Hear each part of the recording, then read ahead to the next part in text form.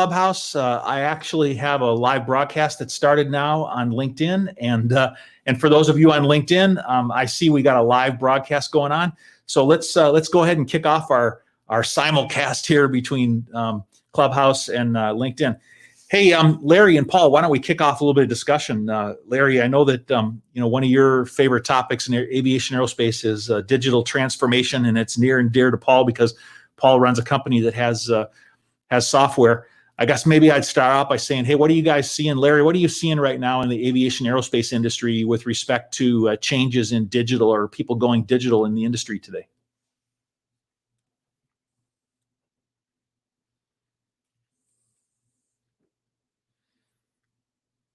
Hey, go ahead, Paul. Yeah, Mark, sorry, I definitely still hearing an echo and you are going in and out of mute. Okay. Not sure what's going on there. The feed to LinkedIn is kind of cool. I'd love to learn how that works.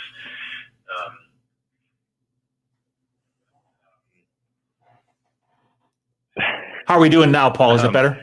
I just saw one of my old friends join this room. Hey, David, good to see you. Friend from high school, actually.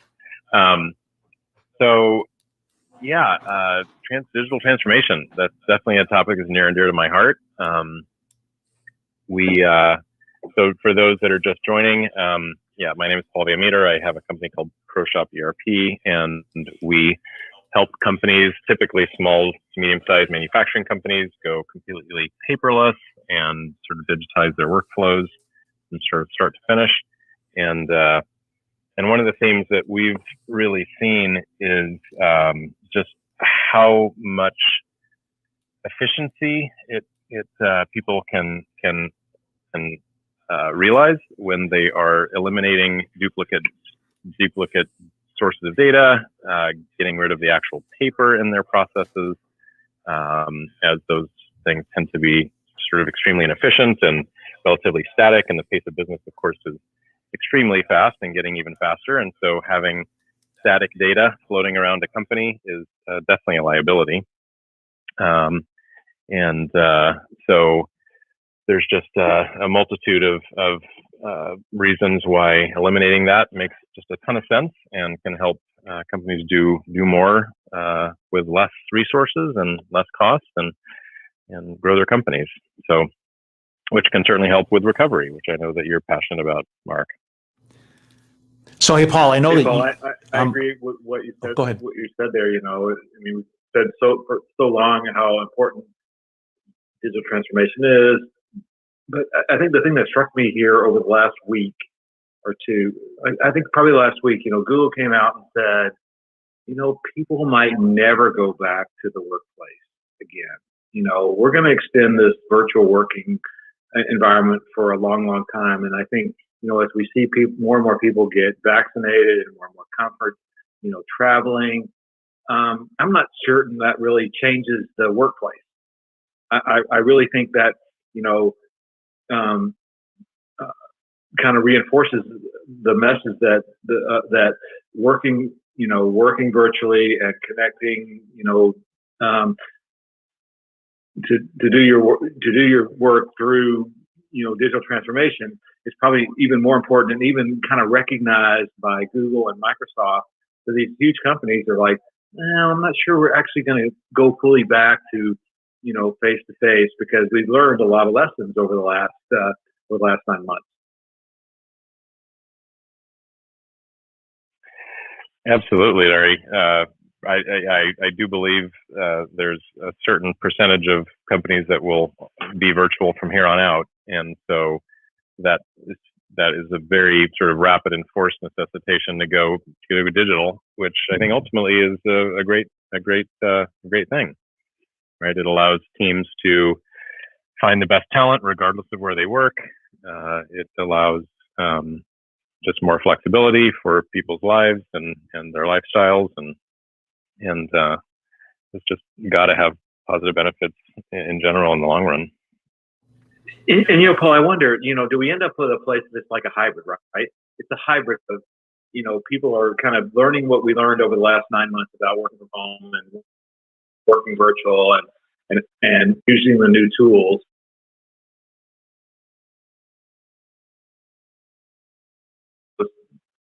concepts and validate them. So I think, as we move forward, it's not going to be back to where we were in, no, October of 2019, but it's not going to be where we were in June of 2020 either. It's going to be a mix of the two.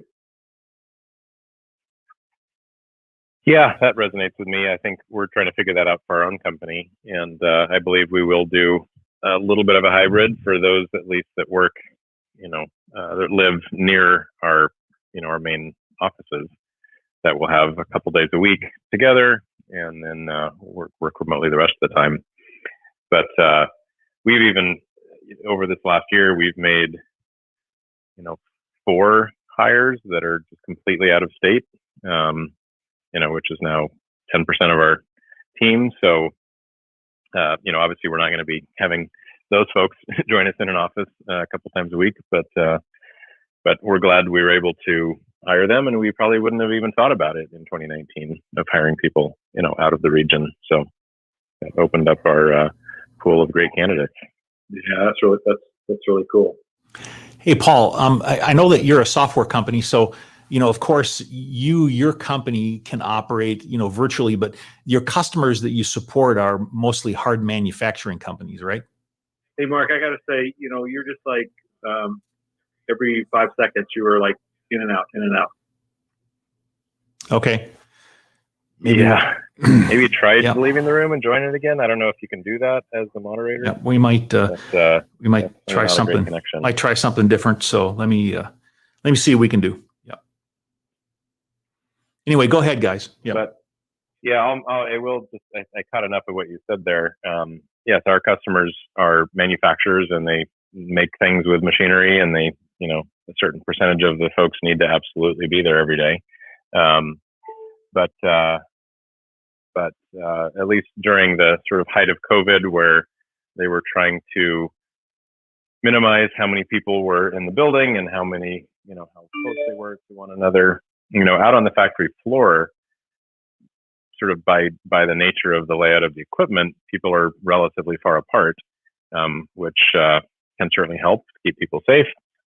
But some of them have basically abandoned their offices and, had their entire sort of overhead team working from home almost exclusively or totally exclusively, since last March.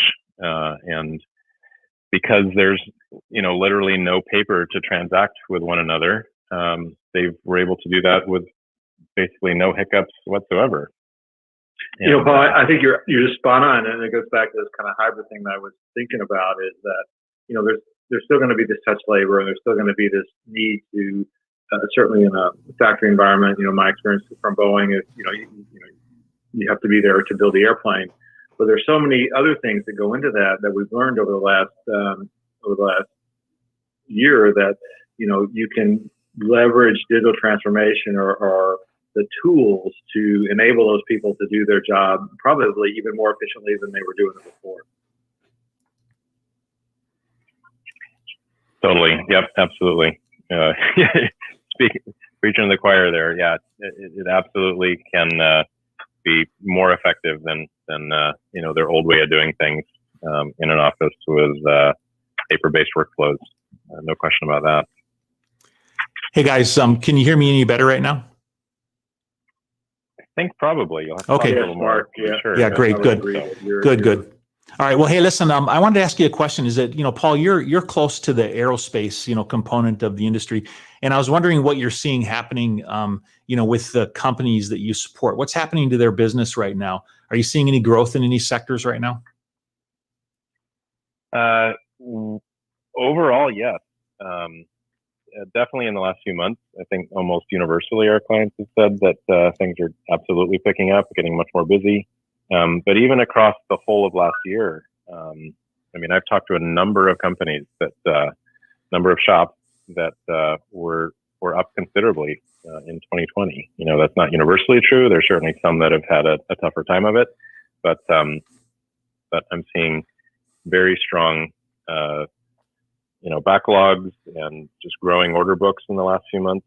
And we've even been approached by 2 sort of OEM type companies that are asking us if we can connect them with suppliers because they have a lot of demand and they need suppliers. So that's also a, I think, real positive trend that we're seeing lately. Yeah, that's definitely strong. I'm really glad to hear that. Hey, listen, to people in the audience, if you have any questions, you can raise your hand down there. And if you want to come up and ask questions, we'd appreciate it. I see we have Doug down in the audience, and I know he was traveling, and so he might, I don't know if he can come up or not, but Doug, if you're available, we'd love to bring you up and have you part of the conversation speaking as well. But if anybody else has any questions, feel free to raise your hand and we'll bring you up. Hey, listen, I wanted to maybe shift to another topic, if I could. Guys, I've seen some increased activity in some particular areas in the industry, not just digital, but also in maybe different verticals within the industry. I've seen a lot of uptick in like urban air mobility and some other parts of manufacturing and space.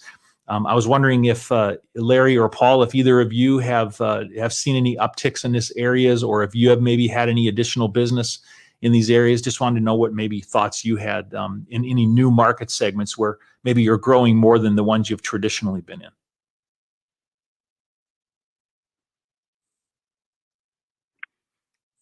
I don't want to dominate the conversation, but I can certainly chime in. We've had a surprising number of companies that primarily do additive manufacturing, sort of approach us and are looking for solutions. So we already had a few, in our client base already, but I know of two pretty good sized organizations that are almost exclusively additive manufacturing, that just approached us within the last couple of weeks. They're looking for ERP solutions. And then of course, just a huge amount of, I'd say a good percentage of the companies that we work with that are very busy are the ones that are serving the actual space industry. Right, they're doing parts for Blue Origin and for SpaceX and for various satellite companies, and it's just an absolutely booming industry right now. The demand for parts, it just seems almost insatiable. So that's a very encouraging sign. And I guess the launch and subsequent explosion of serial number 10 for the SpaceX launch today would partly tell you why. They need to make parts to replace the ones that are blowing up, which is actually good news. Actually, because they're learning, they're going to make it safer, and they need an industry behind them to help them do that. Great, Paul. That's interesting you say, because I was thinking kind of the same thing as just the amount of traction we've seen with SpaceX, and that people are connecting internet in rural areas in a way they never thought possible. And we're just on the precipice of amazing things with what's going on with SpaceX and Blue Horizon. Yeah, we have a customer that is literally in this very southern corner of Indiana and maybe Illinois, I can't remember, right on the border. And if you look at drone footage of their facility, it is literally surrounded by cornfields for miles. But they have like a 100,000 square foot, totally world-class aerospace facility, making drones and making machine parts and making advanced composites, and it's literally in the middle of a cornfield. So this just never would have been possible, a couple of decades ago, with that much connectivity into the supply chain and clients that are interested in working with them and coming out and auditing and visiting and doing everything they need to do. I mean, Mark, think about it. What's going to happen over the next, I don't know, maybe even 3 years with the connectivity that SpaceX and Blue Horizon and this commercial space is going to bring us? I honestly think it's as transformational as when we all got dropped dial-up and got Comcast bringing internet to our home. There's so many rural areas that not only do they need this connection for their livelihood and their kids and all that, but for also commerce. Yeah, I definitely would agree with that. I think that we're going to see a lot of changes over the next couple of years, pretty dramatically, with all the increased connectivity and the new manufacturing sectors that are opening. Hey, I see that Doug has joined us on the stage. Doug, are you in a position where you can jump in the conversation here? You bet. Last week I was on an airplane that didn't work so well. But Yeah. Okay. Well, very good. For about a half an hour here. Awesome. Well, we really appreciate it. Thank you for joining us. Hey, Doug, we've been talking a little bit about aerospace and what's happening in the industry and where things are growing. I was wondering, in your business, you cut across both defense and commercial and a lot of different spaces. I was wondering what you're seeing as far as aerospace is concerned, and where maybe things are growing or what's happening in your business. Yeah, sure. So we see it both on kind of both parts of the aerospace side, and then we have a big segment of our business that is non-aerospace. And I might have mentioned this to you, Mark, in a conversation we had, but this January was the second busiest January for our non-aerospace business that they've had in the last 6 years. So that was a great indicator for the kind of economic vitality at large. The commercial business obviously is still very slow. I mean, really, even, they can change production rates on Boeing can change production rates on a 777 or an 87 by a significant percentage, and it doesn't really change the kind of monthly order flow that dramatically. So it's really about the 37 MAX. We've yet to see, there's action there, activity there, but we haven't seen really that turn into the drumbeat of regular order flow that we know there's a ship check going on every aircraft. I think they have to continue to clear the stored aircraft for probably another couple months before we start to feel that. The military side has, it saved our aerospace business last year for sure, and right now it's going gangbusters. It's almost unhealthily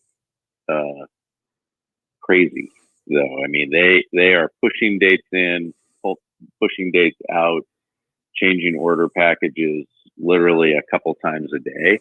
So that's they being Boeing and the Department of Defense. We kind of ship to probably 30 different locations around the country. It is chaos. It's a good chaos because it means they're trying to get things ramped up, but it is a challenge on the rest of the supply chain. Good challenge. Rather have that challenge than sending people home, but it's certainly interesting. Well, what's that doing to your business? How are you adapting to that with the impact on the supply chain like that? Well, we talk about it in terms of the last year. We could never figure out if we were running a marathon or a sprint. So it was, how do we either conserve our energy to be ready for the marathon, or how do we run fast when the moment called for it? We always felt like I always felt like March, frankly, 2021, where we are now, there'd be more clarity on that, and it's not. So it's challenging. It's still very difficult to know if we're in a sprint or a marathon. And so the direct way that hurts or impacts us is just on hiring. It is challenging to kind of sort through some hiring decisions that are more for the long haul, and when our business is going to kind of make those commitments. So the chaos requires us to have more resources, whether that's equipment or people. But the chaos also makes it very difficult to make long-term commitments that would be probably more cost-effective. So go buy a new piece of X equipment to help manage the chaos, or wait to see if the chaos is real. Kind of the challenge. And are you making any progress in figuring that out right now? Yeah, we are. I mean, things are good for us in that regard, but it's a day-to-day activity. So it's just that's the thing that's different, is that we literally have to take the temperature on it every day. Hey, listen, let me take a quick break here, and I want to come back to that for a second. But we have an audience that's watching also. Doug, you didn't know this, but we're actually broadcasting this live on LinkedIn right now, and so I'm doing a bit of a simulcast right now. And so we have an audience that's out there. They're getting visual, but they can't actually give me audio. And I wanted to just call out to people on LinkedIn and say, let me know where you are, where you're watching from, and maybe just drop a comment in there and let us know where you are. And if you have questions, if you could type them into the comment box, we'll be happy to bring them up. I can read them and we can address them here live in audio. And we'd love to be able to try to combine the two. One of the things I'm trying to do is I'm trying to encourage our audience that's on LinkedIn to move over to Clubhouse. And if there's anyone out there that's interested in getting on Clubhouse and you don't have an invite, I have a few invites that I could release. And I've just gotten a few more and try to bring some more of our audience across from LinkedIn into Clubhouse. But we'd love to be able to have you engage and participate, because right now we're going out live on Clubhouse and on LinkedIn. So if you're out there, just give me a shout out and let me know where you are and type in your comments in the comment box. Hey, Doug, I wanted to come back to you and ask you another question. I'm really curious as to, from a management perspective, from a leadership perspective, how are you managing your supply chain? How are you managing your people resources, your financial resources? How are you doing that right now as effectively as you can when you have such a unpredictable kind of an environment right now? Yeah, I don't know, everybody wants a great answer to that, but we have a plan and then we wing it, and those two things combine on a weekly basis. Our biggest challenge last year, and continues to be, kind of making sure our people are mentally in the right place. It's been scary. Like, a lot of uncertainty has kind of caused people to be gun shy, and that's not a good way to operate, in my mind, in life or in business. And so we spend a lot of energy, our management team in Spokane and Seattle, just making sure people know how the business is doing. And we talk very honestly and authentically as much as we can about what our customers are telling us, what we think is real, what we think is not real. We've got most everybody back to work in both our primary businesses, so that's great. People being able to engage. They're not all physically there. Many are working remotely, but that's been helpful. But we spend a lot of energy on the people side of it. We've seen some opportunities come up in hiring that probably are there only because of the last year. So we've been trying to be opportunistic about finding great people to add to the team. Some issues on the supply chain. I'd say we've had more hiccups on our supply chain that serves us than we've ever had, probably in the last 4 months, as things kind of turned back on, at least in the Boeing supply chain side. We've run into a number of hiccups, folks just that, frankly aren't staffed up anymore or are barely hanging on, and we've had to go look for other suppliers. So I heard Paul's comment earlier about somebody at OEM reaching out looking for resources. That doesn't surprise me. There is still a lot of shakiness in the supply chain that people are worried about. So frankly, we position ourselves in our conversations with OEMs and others that we're a solution around that. But a lot of uncertainty. Is that creating new opportunities? I mean, Paul, if you said that, the OEMs are reaching out into the supply chain and looking for maybe new vendors, I mean, is that creating new opportunities for people to shift into those spaces, or what do you think? Yeah, there absolutely is. Case in point, I have a customer that was primarily oil and gas for most of their history, and after not to toot our own horn, but after they put ProShop in, their quality manager freed up about 4 hours a day of free time. So they immediately went to pursue AS9100 and got the certification after about 4 months. And now they're bidding on aerospace stuff and defense stuff, and they just got ITAR registered, and they're going for it. So absolutely, these are conversations they would not have had just 6 months ago. Well, Paul, that's a really solid testimony for digital, and we're always looking for ways for people to be able to justify digital and digital transformation. So what you're telling me, what you just said is that you helped someone put in your software, your ProShop software, which for those listening that don't know that, it's a ERP kind of a system. Well, not ERP, Paul. I don't want to try to explain your business. What is ProShop? Yeah. ERP is certainly a component of it. Yeah. We made up a new acronym, maybe kind of silly, but we call it a digital manufacturing ecosystem, because it has certainly all the, most of the traditional ERP components. It has a strong component of QMS, or quality management, which is where that sort of that quality manager freed up much of their time. And then also a bunch of other acronyms, MES, CMMS, LMS, all these things that are normally separate, software packages, often paper-based or just sort of PDF-based. And anyway, so that's a little bit about what ProShop is, but yeah, it definitely, we're seeing companies that are embracing, moving into new industries, specifically aerospace and defense and space, because they can see that that's where the opportunities are. And right now, there's just literally not as much in oil and gas and some of the others potentially. So where I was going back to that on, Paul, is that it was interesting to me because we're always looking for case studies on digital transformation. All right. So ERP, MES, learning management, manufacturing systems, learning systems, all that, wrapped into one. But what you're telling me is that implementation of digital in that environment enabled them to be more efficient, freed up some time from people. And then you're saying they were actually able to branch out and expand their business because of that. Is that what you were saying? Yes, precisely that. Yep. Okay.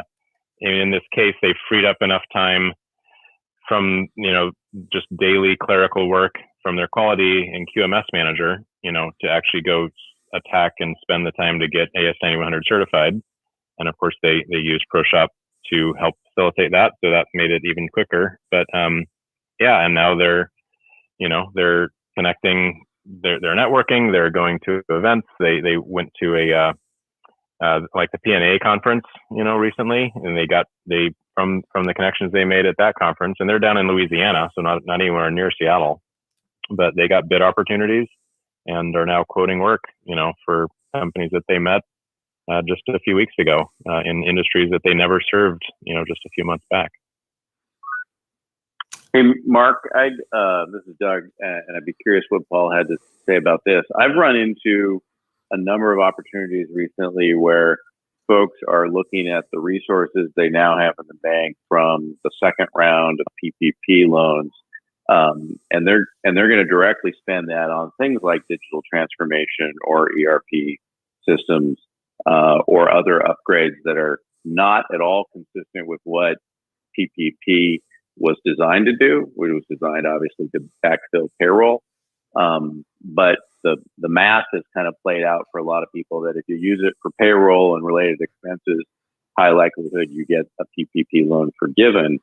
But if it doesn't get forgiven, it becomes a 5-year, 1% loan, which is a pretty good, but with no guarantees on it. So that's a pretty attractive financing set to go spend that money on other things. I'm curious if Paul sees any of that effect out there. I mean, I don't think clients have shared with us sort of to that level of what they're doing with that, but I know they're for sure that they're they have used that money to retain employees that they may not have had the work for at the moment, and yeah, if they can use that time strategically, because they may be able to pay them to keep them at work, but they don't have that much as much to do because the workflow is down. Yeah. So if they can use that to more strategically go target new markets and expand their company, that's a wise choice.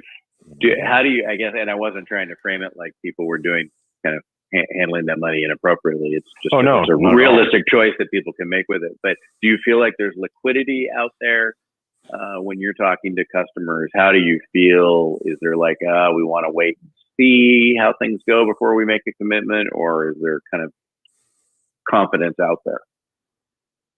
There's definitely both. We've certainly seen companies that have pretty quickly, actually. I mean, so just for context, our best month ever for new customer signups was last April, right? Immediately after things went to hell. And a lot of companies realized that they needed to do something quickly to be able to work remotely, or so that was encouraging to see that people are doubling down on their business rather than just kind of tucking their head in the turtle shell and hoping it passes. But there certainly are plenty of those that just they're not making any decisions about anything. They're just holding on to their pennies and trying to survive it. So, hey, Doug and Paul, just a quick question: Have you sensed a change over the last I'm going to say 2 or 3, 4 weeks. I mean, just recently, as we've seen, 3 vaccines roll out, kind of a nervousness in the stock market, but a light at the end of the tunnel, I think, from a lot of people. Have you seen a change with your customers? Change in what regard? And their perspective and their strategy and their view of how they're going to operate over the next 6 to 9 months.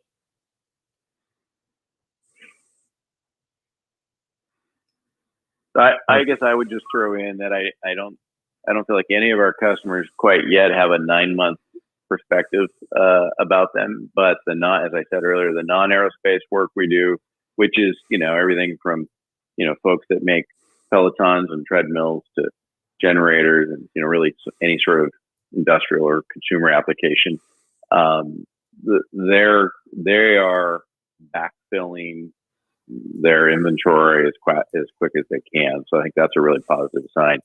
The commercial stuff really is just still dependent on the 737.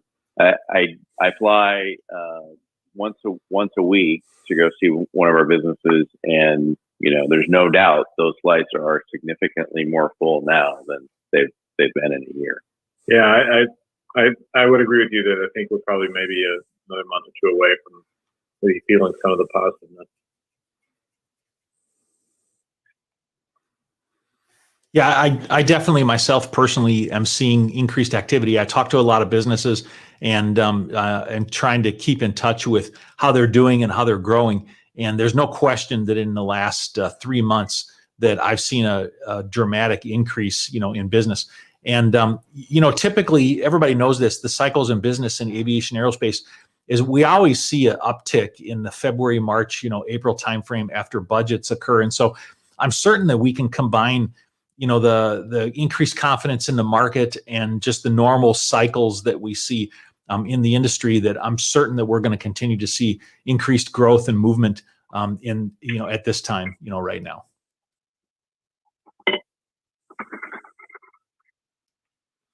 Well, hey, listen, we have a few people in the audience. We're continuing to try to grow this audience. And if you have any questions, raise your hand. We'd love to have you come up. We have, a couple business owners up here. Larry has many years of experience working at Boeing. He retired from there. He got a lot of experience at OEMs. Paul is a software manufacturer in aviation aerospace. And Doug is a supplier in aviation aerospace of placards and graphics and things. And I guess, Doug, do you want to maybe tell people in the audience what the full scope of your business is? Because Paul had a chance, but maybe you want to give a quick shout out on what your business is. Yeah, Colorcraft is, we build, simplest way to think about it is we build placards and graphics and nameplates made in a variety of ways: engraved, etched, printed, painted, molded, formed, that tell people where to go, where to sit, what to do, how to turn something on. So, we're on the inside the cockpit telling, marking, kind of indicating where the controls are, and we're in the lab, and we're in the cargo bay, and we're in, where your flight attendant call button, or where, how you tell your treadmill to go faster or slower, or on and off. So we touch a lot of different parts of the economy in that. My background is in buying usually struggling businesses. So I had a series of years building a material testing business in the Northwest, and then exited out of that and been involved in a number of other industrial businesses. So in aerospace now, that is kind of my passion is aerospace, but really my passion is fixing troubled businesses generally. Doug, too many of those around. There's 2 things about placards. People kind of like, what a placard? Well, they're required by regulation. Like, number one, they're required by regulation, and number 2, you probably can't operate the airplane without the placard. Yeah, it's pretty remarkable. I heard our Seattle office today telling me that there was an aircraft on the Boeing flight line trying to be delivered today, that the FAA was saying it can't go because of a placard that got broken. I think it probably got broke during installation. So it's, that placard might cost $40. That airplane probably cost $80 million. Exactly. Mm. Hey, just a shout out. We got some people on LinkedIn that have just shouted out, and I just wanted to recognize some people out there like Ed Higgins, used to work with at Boeing, and it's great to have different people jumping online.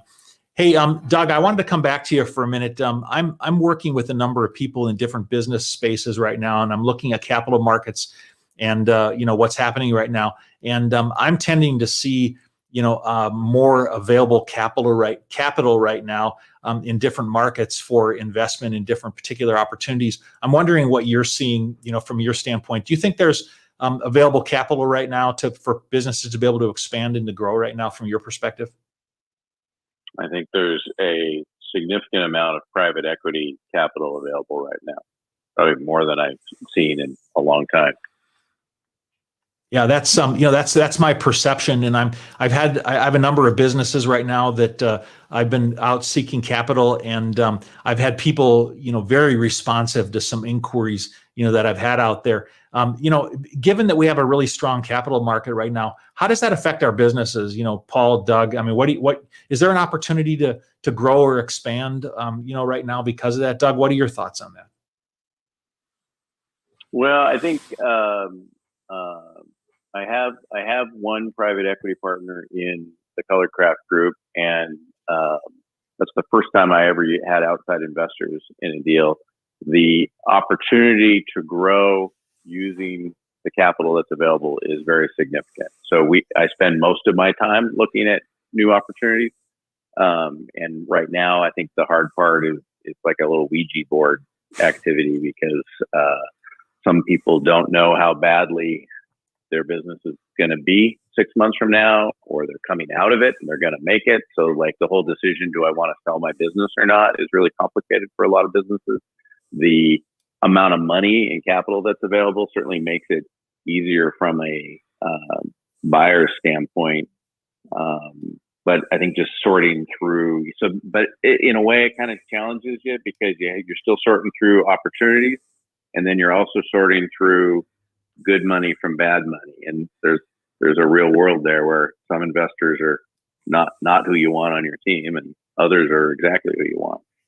Hey, Doug, you need to market that Ouija board you got that will help you make those. That's gonna be, I can probably get that on a direct to consumer Instagram page by noon tomorrow.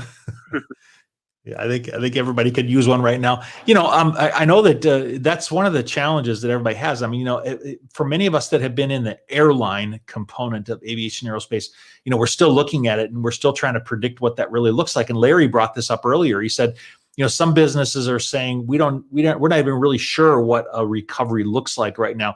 Frankly, I literally have been trying to get people to conduct business virtually for many, many years now.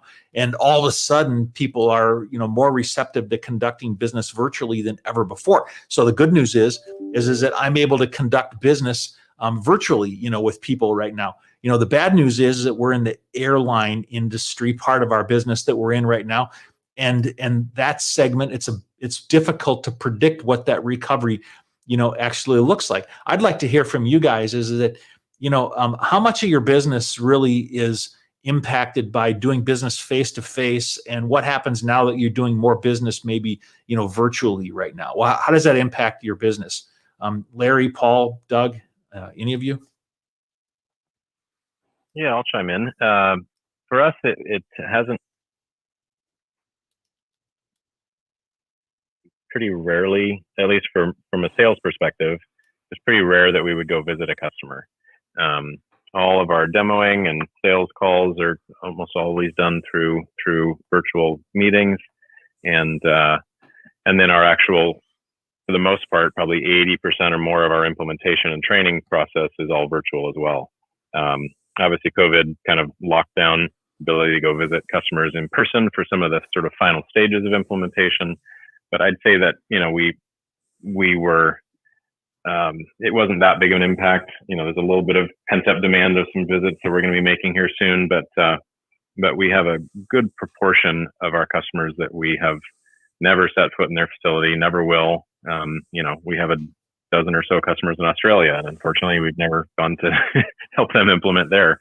But yeah, so for us, it wasn't that big of a deal. You know, we were a relatively virtual company anyway. You know, we had 2 different facilities, and a lot of folks would work from home, you know, part of the time anyway. And so it just wasn't that big of an impact for us, at least. One of our viewers on yeah, I'd probably share that same sentiment as Paul. It has not been a significant negative for us, really, in any way. I'd probably argue that we've had more direct conversations with OEM customers virtually than we did back in the old way of doing it. Just kind of easier. You don't have to. If you think about it, you're going to see an OEM somewhere, and you want to come give them your dog and pony show, but they've got 20 other things that are important to them as well that day. They got to book a conference room on site. They got to spend some time giving you a tour. All that's good and part of relationship building, but way easier to say, do you have 20 minutes on a Teams call or a Zoom call, and just get right down to business. So I think that's been good. We'll continue to do that. The pent up demand is probably more on my part and our other folks that go out and see customers. I want to go out. I like to go see customers because I usually learn something that I can use somewhere else in my business. And so I miss doing that, but I don't think the customers miss it that much. One of our viewers on this, hey Mark, you know this kind of the Boeing way was. I mean, face-to-face sales was the way we did sales, right? That's how it happened. And that's why I sort of harken back to what I said a little bit earlier, is that the new model is kind of like that you and Paul have described, is it's a little bit of face-to-face and it's a lot of virtual. And how we kind of blend those two things to be the most effective sales model is going to be interesting over the next few months. Yeah, I agree with you, Larry. A couple of things. One is one of our viewers on LinkedIn, I threw it up here on the screen for those watching out there. He said, you still have a better virtual meeting after meeting people face to face. And, I have to comment on that is, first of all, I've been pushing for, virtual meetings for a long time because I think that we can be more efficient. But yeah, absolutely is many times meeting somebody face to face and creating a personal connection with them, makes a difference. And then continuing to have virtual, meetings becomes much, much easier. And so I think the traditional model of meeting somebody face to face and then, phone calling and virtual meetings certainly applies. But, I've always told people is that, we all know this, you can't buy time, right? One of the most valuable things we have in our lives is time. And, I have spent so much time in the past traveling and flying places, and especially flying internationally. And, right before COVID, I jumped on an airplane and I flew, 14 hours to go to a 1 hour meeting in Hong Kong. It ended up being 3 days of flying and traveling for a 1 hour meeting.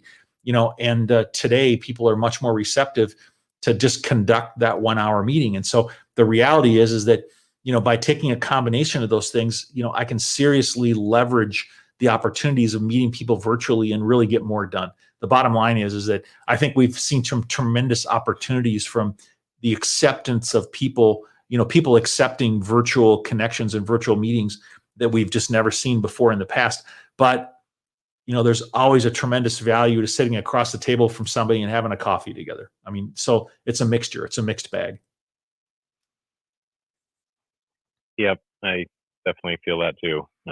Although, interestingly enough, I think as a team within our company, we've had more better connections since we've been fully virtual, because with our 2 different offices, we might have an all company get together, a couple times a year, but now, on a weekly basis, we're having, virtual face-to-face, meetings with Zoom, and even, happy hours where we're just kind of celebrating and talking casually as a group and having fun and laughing. And we just didn't do those before because, for whatever, we just didn't. So I think it's fostered some closer connections in some regards. But Mark, really nice. You and I are always kind of the most forward-looking people, trying to look forward, right? And I can't get my head completely around, where are we going to be in 6 months? And we've lived the last 6 months, and it was some really good things, and some really bad things, and some really just really sad things. but how do we kind of wrap all that around into a new world about where our business is going to be in 6 months, and how do we corral all these things we talk about and say this is how we're going to run our business in 6 months. Yeah, Larry, I definitely am diversifying. There's no question about that. And Doug, I heard you talking that you are diversified outside of aviation, aerospace, and other industries. And I guess I wasn't aware of that. I'm definitely trying to be more diverse, even though I love aviation as my passion. I'm definitely diversifying outside of aviation because of the complexity of the aviation aerospace market. Doug, what other industries do you operate in your business? It'd almost be easier to name industries we don't. So everything from Okay. F5 making server racks. We're working for them.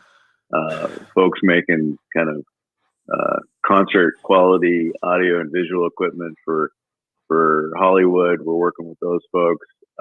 There's a hotbed, and Paul probably knows some of these folks that are making products, a lot of tech products over in the Bozeman, Montana area. We work with a bunch of them. So it's really anybody, because our competition is frequently offshore. It's somebody's having their parts made in China or somewhere else in Asia, and they're getting our subcomponents made there as well. That's started to shift back. We're working, I probably mentioned this before, we're working with a couple of the local Northwest water ski companies that have done most of their work in Asia, and they're trying to pull it back. So we're working with them. So really, it's a broad palette. I think one of the challenges we do see, and this is a tangent, but I think somebody was hitting on this earlier, is we've bought a couple of pieces of new equipment in our Seattle facility here in the last month, and the missing link is training is not what it used to be, because they're not as comfortable coming and spending the day working with our guys, having lunch together, shooting shit, and then getting back and doing training. It's all virtual for good reasons. I don't argue the logic behind it, but that there's zero chance that virtual training, not zero chance. It's unlikely to me that virtual training is going to result in the same knowledge transfer that we used to see in person. So I'll be happy when that's back. Mm-hmm. Paul, what about you? Yeah, I'm sure. Yeah. Well, I'm sure there's something about when you're training on physical machinery and needing to look at the control panels and the buttons and the knobs and the things that you need to physically interact with, where there's just no replacement for in person, unless perhaps you get into virtual augmented reality glasses sometime, and they can virtually be standing right next to you, which probably is not that far off. Yeah, well, yeah, and you're right, Paul, because at Boeing, and when I left, we were doing AR VR sort of wiring diagram. I mean, people are wiring airplanes using AR VR headsets to build the harnesses to wire an airplane. And do you need to be on site to do? You have to physically touch it, but it just creates another layer of interaction with digital transformation to be able to create those images, to be able to wire an airplane virtually. Mm-hmm. Yep. Yeah, we just brought on a customer that does models of aircraft engines. Sort of not fully functional, but seemingly fully functional for training purposes. And they're also doing some augmented reality work for training technicians on how to learn to work on these brand new engines. So definitely neat stuff. Yep. Well, gentlemen, I got to run. I apologize. I need to run a little bit early, but it was a pleasure talking with all of you, and great work again, Mark. It's cool to see that feed on LinkedIn as well. Yeah, I want to try to bring our audience across, from LinkedIn. We have a lot of, like I said, I now have 22,000 people that follow us on LinkedIn, and there's got to be more people that would like to be in this conversation on Clubhouse. So I'm trying to bring them across. So if you guys are watching out there on LinkedIn, I'm broadcasting right now. I'm open to bringing you over into LinkedIn. We'd love to have you, bring you over into Clubhouse. We'd love to have you come over into Clubhouse and be part of this conversation. So I welcome you to do that. Hey, listen, I want to do another quick round of see if there's anyone has any questions, anyone in the audience. If you want to, raise your hand, I'd be happy to bring you up and ask any questions, that you might have. So we're running this aviation aerospace room, and we're not completely set on what the topics are right now, but let me just tell you a couple things, as we're coming up on the hour here. I've had some conversations in the last couple of weeks with some people with NASA, and I've had some conversations with people regarding digital and blockchain, and also with people on urban air mobility.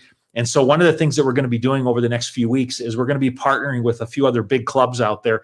And they've actually told me we'd love to be able to run rooms with you under those clubs on specific subjects. And so, for example, we're going to run a 3-week series on blockchain in the near future. I have some people I'm lining up on urban air mobility and some different topics. And so we're going to try to focus some of the discussions that we're having on topics of interest for people out there.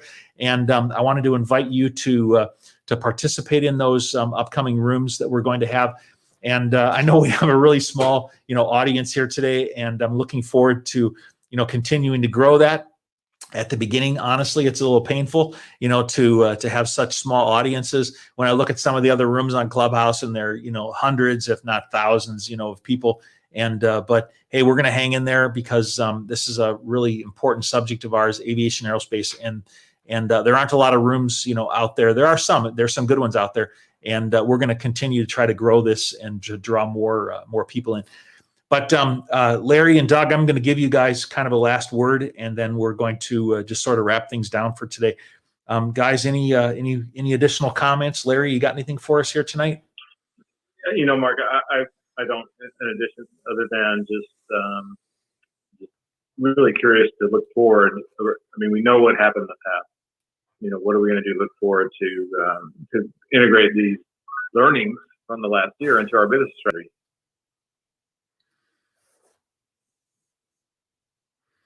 Yeah, exactly.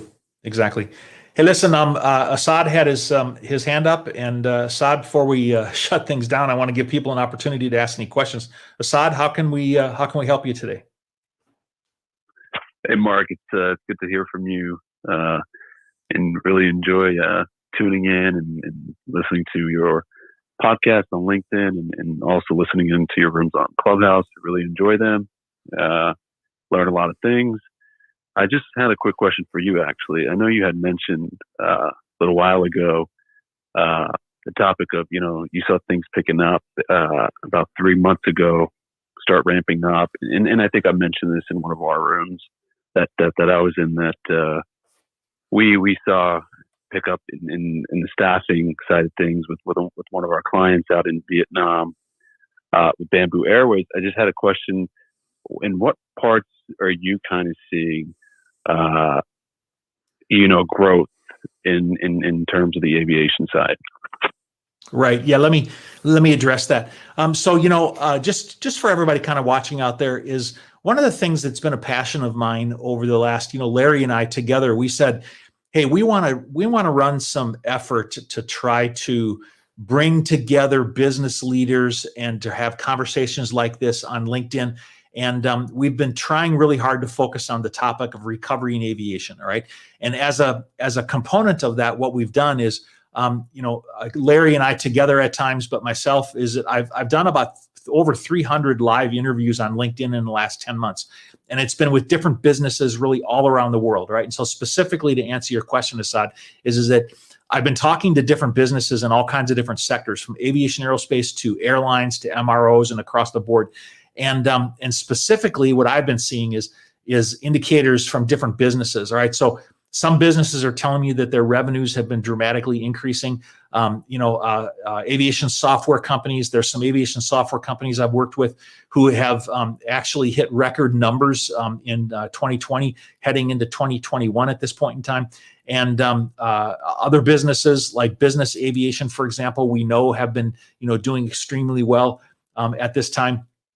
Cargo carriers, companies have been doing very well. Some different airlines, for example, the Delta and Alaska, and there may be others right now, but I know they're back, hiring right now, or they're looking for pilots right now. And I know there's others. I've heard people telling me that. And so we know that, segment is growing as well. I've had some conversations with some different airlines, and depending upon whether they're domestic or whether they're international carriers and their business model, that's affecting, how they're doing and how they're growing. I know that some of the regional carriers in the U.S. actually are nearly back to 2019 levels right now. And that's really absolutely amazing. Doug earlier said that on the flights he's been on, they've been really full. Now, that doesn't say anything about the number of aircraft they have on the routes. I don't know, who he's been flying and how many aircraft they have on the routes, but we know those have been increasing.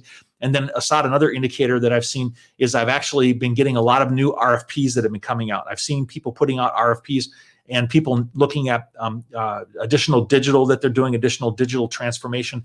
And we've heard from Doug and some of the others that some of their businesses have been growing in their actual hard manufacturing of goods. So, I mean, those are the kind of things that I'm seeing right now. So, Assad, how about back to you in your business of staffing? What are you seeing with respect to staffing growth or demands for staffing, in the spaces that you work?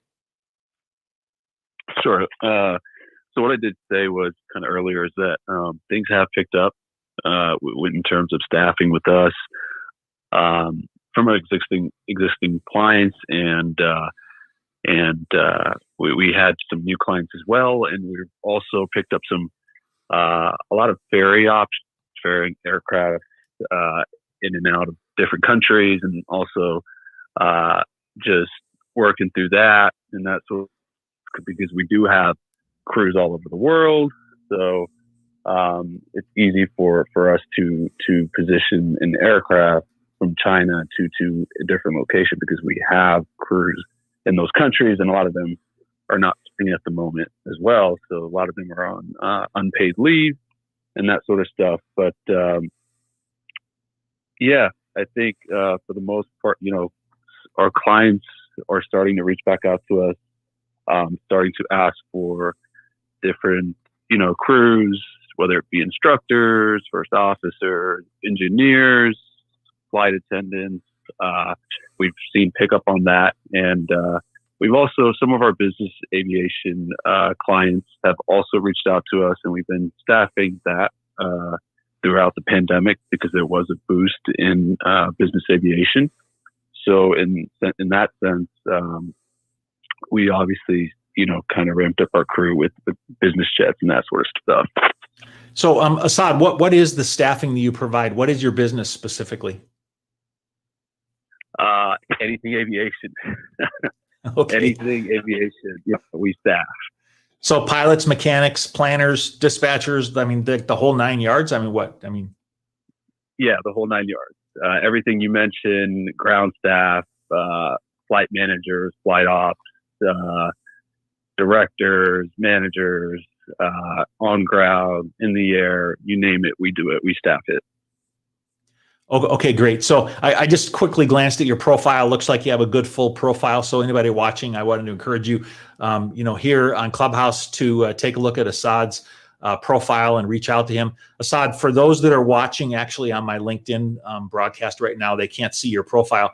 How can people get in touch with you if they have staffing needs? Absolutely. Like you said, reach out to me via LinkedIn. If they're on Clubhouse, they can check out my profile. My LinkedIn profile is in there. Or they could visit our website, which is www.fci.aero. So www.foxtrot.charlie.india.alpha echo Romeo Oscar. And they could also reach me directly just on my mobile, which is +1 214 695 8803. Again, that's 214 695 8803. Okay, perfect. Thanks for doing that. Because like I said, is that people on LinkedIn don't have access to that profile. So that's great. I'm really glad. All right. Hey, listen, Assad, thanks. Hey, Richard, you had a question. Is there something that we can talk about surrounding you tonight, Richard? Yeah. Hey, Mark, thanks for the ad. More of a comment than a question. I just kind of want to interject real quick on the panel. Number one, I really appreciate what you're doing in trying to move to digital, and not to get discouraged. I've been in aerospace 30 years, and I can tell you we are the last ones to the party when it comes to anything technologically advancing. So last to get cell phones, last to get websites. It wouldn't surprise me if we were the last to get the Clubhouse either. So don't stop. Keep up the good work. the second point I want to make is the move to online. And I work for my day job is I work for a major aerospace distributor. We were completely caught off guard. This was a brick and mortar facility. Everybody came to the office every day. When we all went home, we quickly found out that our VPN could not handle.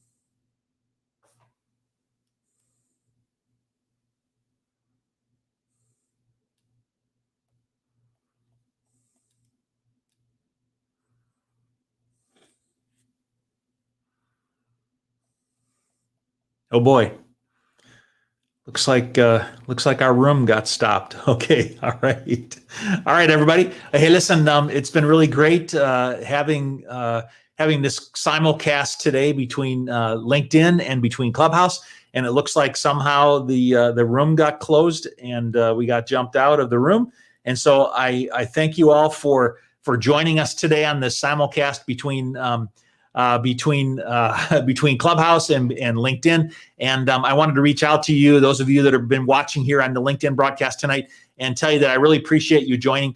And we literally have 22,000 followers on LinkedIn that have been following our recovery and aviation broadcast efforts over the last year or so. And I wanted to encourage you to join Clubhouse. And if you don't have an invite to Clubhouse, I got a small handful of them. There aren't that many actually out there. They're actually quite valuable. And if you would like to be part of Clubhouse, you can reach out to me, private message me, send me a LinkedIn message, and jump in, and I'll try to get you in on Clubhouse. So thanks, everybody, for joining us today on this broadcast, this live broadcast. Had a little technical difficulty at the end here by losing the Clubhouse. But I really appreciate you joining us, and I look forward to our next LinkedIn Live broadcast and our Clubhouse connection. Fair winds and following seas to you, and I look forward to seeing you the next time. Thanks. Have a great day. Bye.